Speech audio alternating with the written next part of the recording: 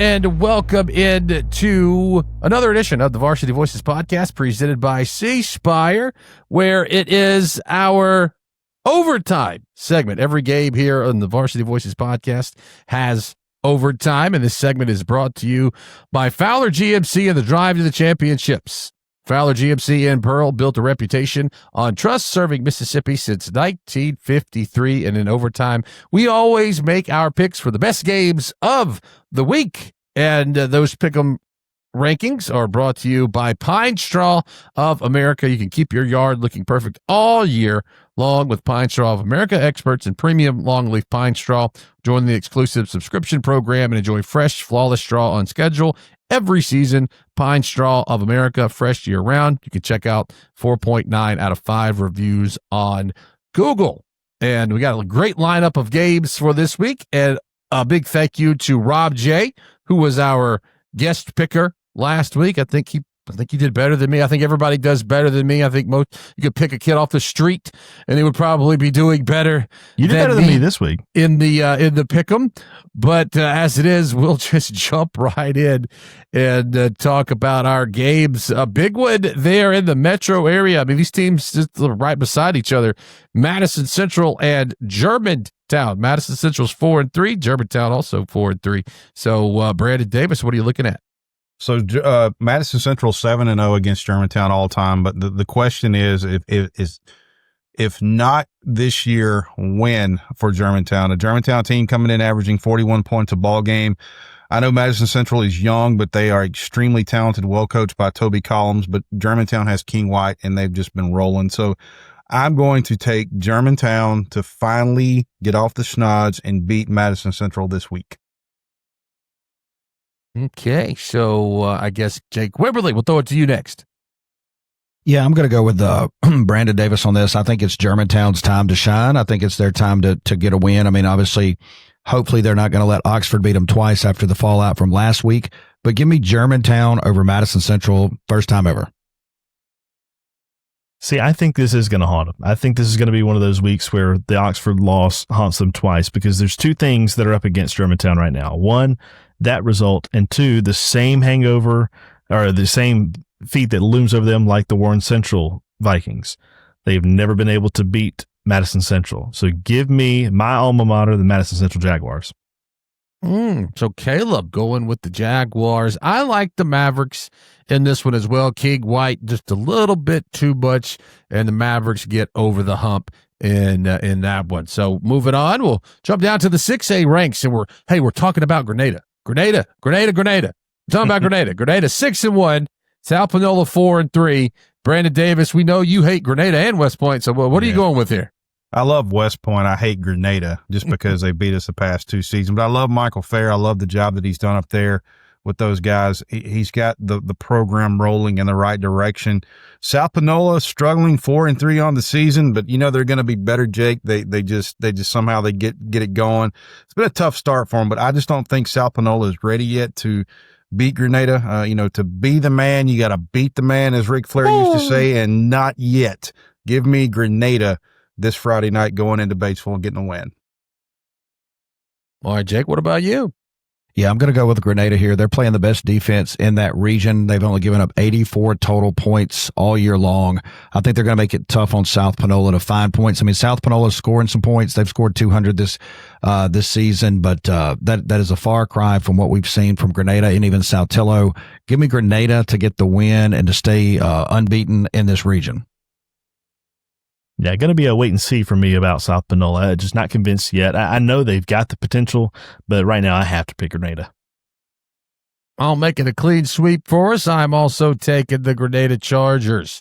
Looking at going down into South Mississippi ranks, looking at South Jones and Brookhaven. That's a big one. South Jones 7-1, obviously coming off that surprising upset. And then Brookhaven's 5-2. Davis, what do you like in this one? I hate that I'm having to pick first is the big thing because I love South Jones. But yeah, you're right. And Caleb's talked about it too. How in the world do you lose 21-5 at North Pike, a winless North Pike? But South Jones are, offensively 28 points a game, defensively only giving up 14. I love Colin Flowers. He's a kid that we talked about preseason and following him. He has thrown 10 interceptions, so he has the ability maybe to rush some of his passes. But you know what? Normally, if this was a neutral site, I'm going to pick South Jones, but it's at Brookhaven. Brookhaven's offensively 26 points a game. Defense is 11 points. They're tough. They're very tough at home. So I'm going to have to take Brookhaven in this ball game Friday night. Really? Is it the Braves or is it Old Brook? Yeah, I like Old Brook in this one. Again, defensively, kind of like the last game, they have given up, just 78 points the entire season.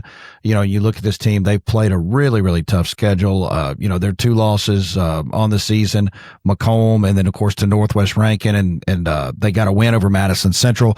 Give me Old Brook to stay undefeated in region play. So this is the game that, again, we've been looking forward to. And this offense, has a great quarterback in Colin Flowers, but it does not operate well without Anquan Jackson. The great news for South Jones is he's back. Brookhaven, they're getting back Timothy Smith, a wide receiver, kind of in limited capacity last week against Sumrall, likely to be at more full strength coming this week. So Brookhaven likely to put up more points this week than they have possibly over the last 2.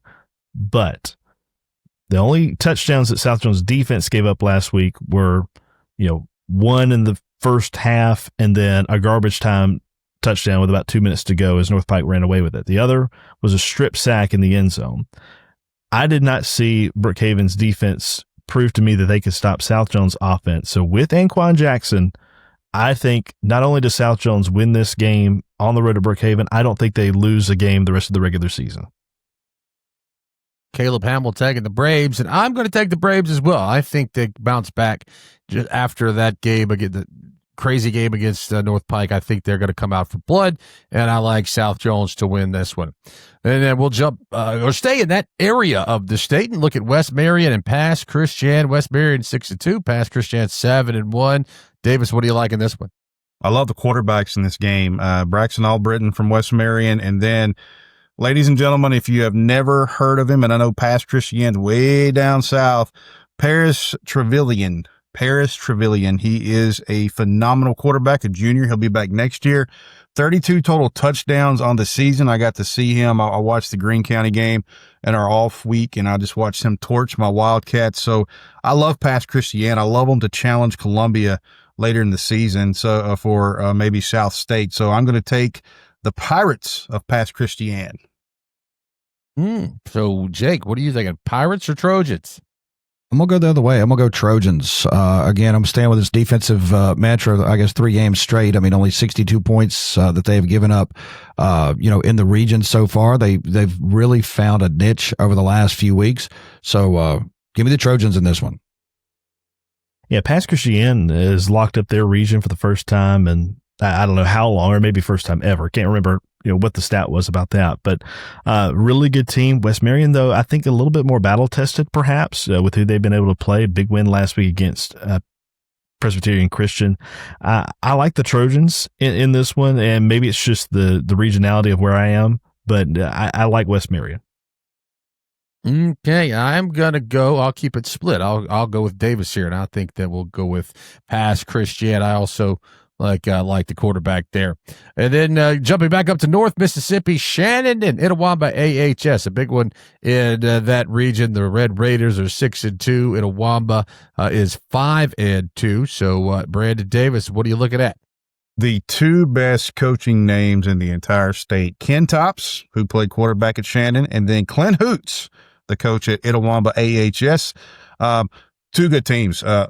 Most people don't know a lot about Itawamba for where they're located. They're 5-2 on the season, 2-0 in region play. Shannon's 6-2 on the season, 2-0 in region play. The winner of this one is going to have sole possession of that region. Shannon, 32 points a game, giving up 17. Itawamba, 32 points a game on offense, giving up 22. Shannon a little better on defense. But what I like about Shannon is the strength of schedule. They are losses, but they did play Noxubee County and Louisville. So I'm going to take Shannon over strength of schedule here for this ball game. All right, Jake, Red Raiders or the Indians?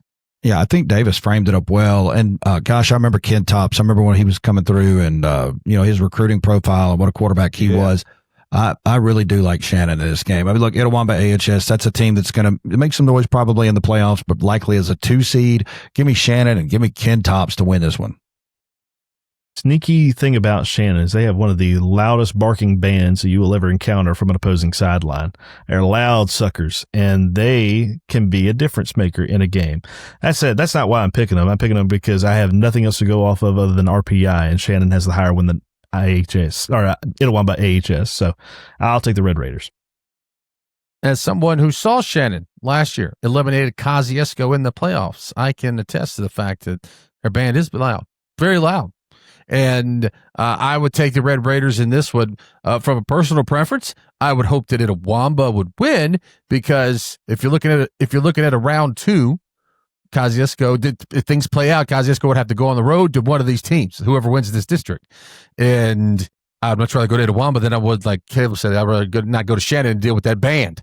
But I think Shannon's going to win the ball game. So we all think that it's going to be Red Raiders. And here's another one, Richton, the Rebels or Taylorsville. They're both coming in at 4-4, and we've talked this week about how Taylorsville could be kind of clawing their way back into it, Brandon. Richton's a team from back home. They're just north of us, not too far from the Leakesville, Greene County area. They are 8-19 against Taylorsville, and they've got a back I really like. Most people don't know about, named B.J. Brown, smaller back, but he does a lot of good things with their offense, averaging 26 points a game. Defense, they give up 24, so they need to work on that. But Taylorsville, I think they're the hottest team right now in the south part of the state. They started out 0-4. Let me tell you guys these stats really quickly. 0-4 offensively, they were averaging 5 points a ball game, and defensively, they were giving up 44. So the 5 points, somewhere close around what Jake Wimberly's Bulldogs are from Brandon doing right now. Sorry about that. But at any rate, very close to that. But, sorry, Jake, I'll buy you lunch, I promise. Since then, they're 4-0. Offensively, they're averaging 36 points a ball game, and defensively, they're only giving up 8. A huge turnaround. That being said, I love what Adrian Agee's done down there. I'm going to take Taylorsville to get the win over Richton Friday night. All right, Jake, Rebels or Tartars? Got to go with the Tartars. They feel like they found a groove here, and of course, when that team finds a groove, they're hard to stop. So give me Taylorsville in this ball game.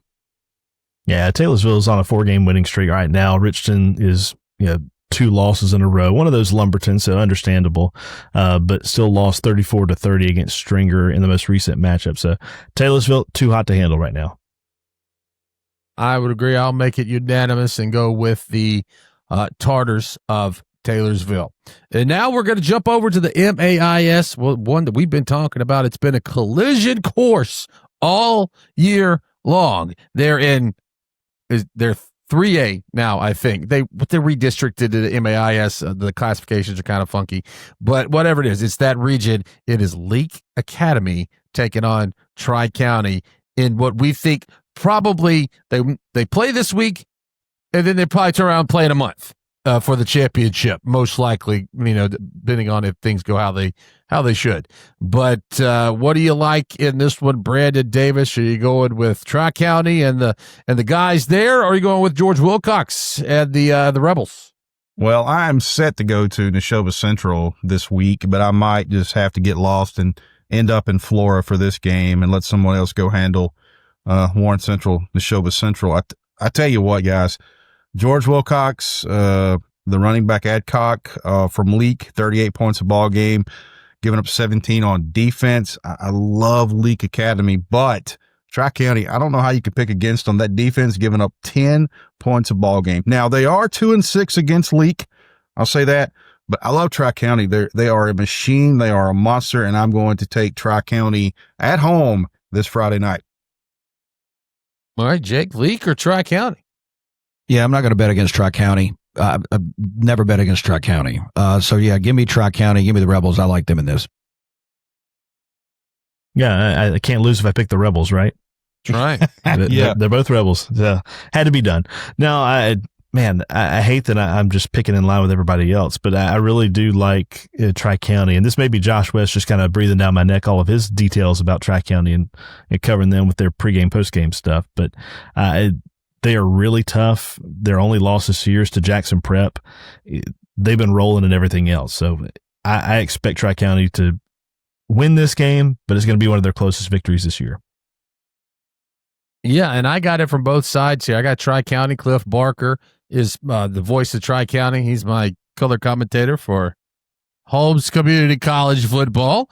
And our other station, Philippometry, and Cruise at 98.3, handles the broadcast for Leake Academy. So I've got a unique perspective on both of these teams. And I'm going to go the opposite. I'm going to go with Leake Academy in this one. For one thing, I need to throw off, like we're playing spades, right? I need to throw off a little bit. And another thing, I like Wilcox. I think that he could do some damage if his offensive line gives him time. I know Tri-County's got a really good defensive line. So if Leake Academy's offensive line can give Wilcox time to throw, I think he can maybe take advantage of that Tri-County secondary. But this is a ball game. It wouldn't surprise me to either team would win either way. I mean, you think it could be like a 59 to 58 game, something like that. Could be high scoring, could be 10-7.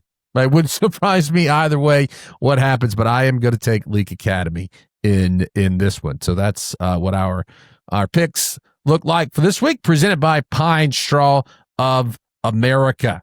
So we do appreciate you for tuning in, and wherever you're going tonight, if you feel like grabbing a highlight and sending it to us, or tagging us in a score on X at State Champ Radio, or on Facebook at State Championships Radio Network, please do that. And of course, as always, send in your highlights, your play-by-play calls, your video calls, your concession stand food, your haircuts, and everything else. Send it to us, and we'd love to have it here on the Varsity Voices podcast. Well, that is a wrap on this week. We did things a little differently, releasing episodes each and every week. So let us know how you feel about that, or I should say each and every day.